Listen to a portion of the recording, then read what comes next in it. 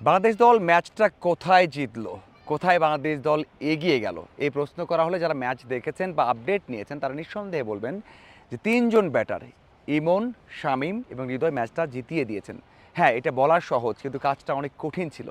কীভাবে কঠিন ছিল দেখুন, যখন বাংলাদেশ দল চেস করতে নামে 10 ওভার শেষে 77 রান 2 উইকেট হারিয়ে পরের বলেই কিন্তু তামিম ফিরে গেছেন, তার মানে 59 বলে দরকার তখন 106 রান। এই রান করতে পারবে বাংলাদেশ, কি করতে পারে এই প্রশ্ন থাকতে পারে, কিন্তু অনেকেই বিশ্বাস করেছেন যে বাংলাদেশ দলের তিনজন ব্যাটার রয়েছেন, উইকেটটা ইজি আছে এবং ওই পরিমাণ রোদ নেই, উইকেট ভাঙবে না, আরও ইজি হবে। সব কিছু মিলিয়ে অনেকে আশা হয়তো করেছেন এবং সেই কাজটাই হয়েছে। এখানে তিনজনে বড় একটা রোল প্লে করেছেন। হৃদয় যেমন উইকেটে থেকেছেন এবং থাকার সাথে সাথে 200 স্ট্রাইক রেট রেখে রান করার চেষ্টা করেছেন। ইমন 200-র উপর স্ট্রাইক রেট রেখে ব্যাট করেছেন, কারণ হচ্ছে কোনো কারণে 2-3টে বল ডট হলে প্রেশার পড়বে, এই জন্য 200-র বেশি স্ট্রাইক রেটে ব্যাট করেছেন। যখন আউট হয়েছেন তখন কিন্তু 14 বলে 28 রান। হৃদয় তখনও উইকেটে আছেন এবং দুজনের পার্টনারশিপ 28 বলে প্রায় 58 রান। তার মানে এই যে পার্টনারশিপটা, এই দুজনের ব্যাটিংটা এক কথায় বাংলাদেশ দলকে প্রেশার লেস করে দিয়েছে এবং এখানে বাংলাদেশ দল ম্যাচটা জিতে গেছে। তবে শেষ ফিনিশিংটা দিয়েছেন কিন্তু শামীম।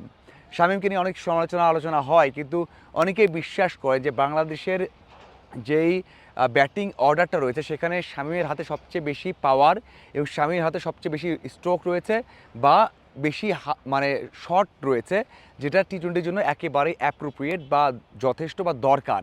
সেই কাজটা তিনি করেছেন। যে ছক্কাটা লেগ সাইডে হাঁকিয়েছেন, এই ছক্কা বাংলাদেশ আর কেউ হাঁকাতে পারবেন না।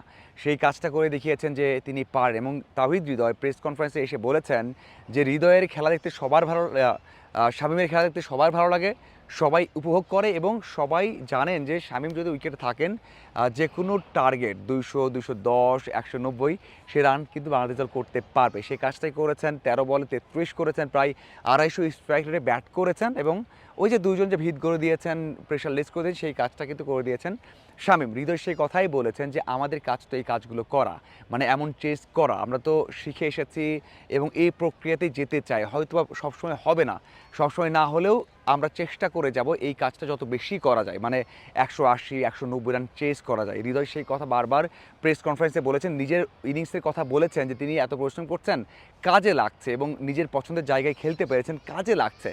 তবে এটাও বলেছেন যে শুধু তার ইনিংস না, বোলাররাও কিছু কন্ট্রিবিউশন রেখেছেন, কারণ 100 রান হয়ে গিয়েছিল তাদের 10 ওভারে নিউজিল্যান্ডের। এই রান তো আরও বেশি হতে পারতো। পরের দিকে বোলাররা কাম ব্যাক করেছে, রানটা কম দিয়েছে এবং উইকেট নিয়েছে।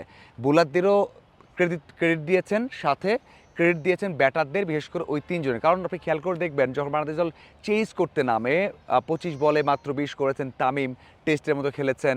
16 বলে 17 করেছেন সাইফ, লিটন 15 বলে 21 করেছেন। যে এই তিনজন কিন্তু ম্যাচটাকে কঠিন করতে নিচ্ছিলেন। যদি টিকে থাকতেন হয়তো আরও খারাপ হতো বাংলাদেশের জন্য। টিকে থাকেন, আউট হয়ে গেছেন। এই জন্য বাকি রানটা মাত্র 8 ওভারে 106 রান বাংলাদেশ দল করেছে।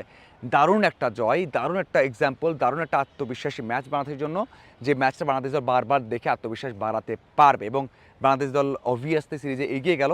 এখন দেখার অপেক্ষা বাকি 2 ম্যাচ বাংলাদেশ দল জিততে পারে কিনা। আপনার কি মনে হয় জানাবেন। ধন্যবাদ।